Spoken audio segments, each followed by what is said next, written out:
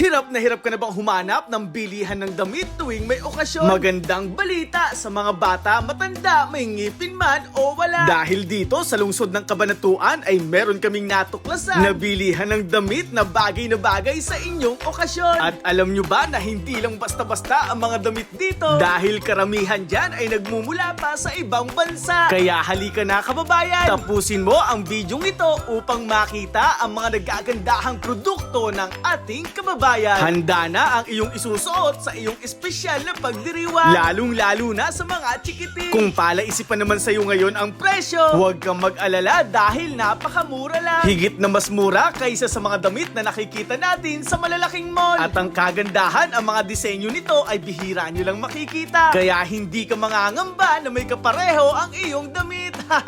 Laban na, panibagong araw, panibagong tuklas. Nandito nga kami ngayon sa barangay ng Kapitan Pepe sa lungsod ng Cabanatuan. At dito sa Castaneda Building, katabi lang ng Hebrews Cafe, matatagpuan ang Mavs Fashion Boutique. Itinayo ang Mavs Fashion Boutique sa layunin na makapaglaan ng magagandang kasuotan sa ating mga kababayan. Tulad na lamang ng aming nadatnan dito sa loob. Ang cute na chikiting na naghahanda para sa kanyang mahalagang pagdiriwang. Nadatnan din namin ang mga mamis na ito at si ate na naghahanda sa kanyang mahalagang okasyon. At heto na nga mga kababayan, ipapakilala ko sa inyo ang tao sa likod ng hanap buhay na ito. Siya nga ay si Ma'am Mavs mula sa bayan ng Talavera. At sa kanyang katauhan, hindi naman maikakaila na siya ay mahilig sa ganitong industriya. Hilig niya ang maglakbay sa iba't ibang bansa. Kaya siya nagkakaroon ng pagkakataon upang makabili doon at ibenta rito. Gayunpaman, magugustuhan mo ang kanyang produkto dahil bukod sa dekalidad ay napakamura pa. Katulad na lamang ng mga damit na yan na hindi palalagpas sa 1,000 ang kada isa. Kaya kung may mga kikay sa miyembro ng inyong pamilya, dalhin nyo na dito sa Mavs Fashion Boutique dahil panigurado marami siyang magugustuhan dito. Meron ding mga panglalaki na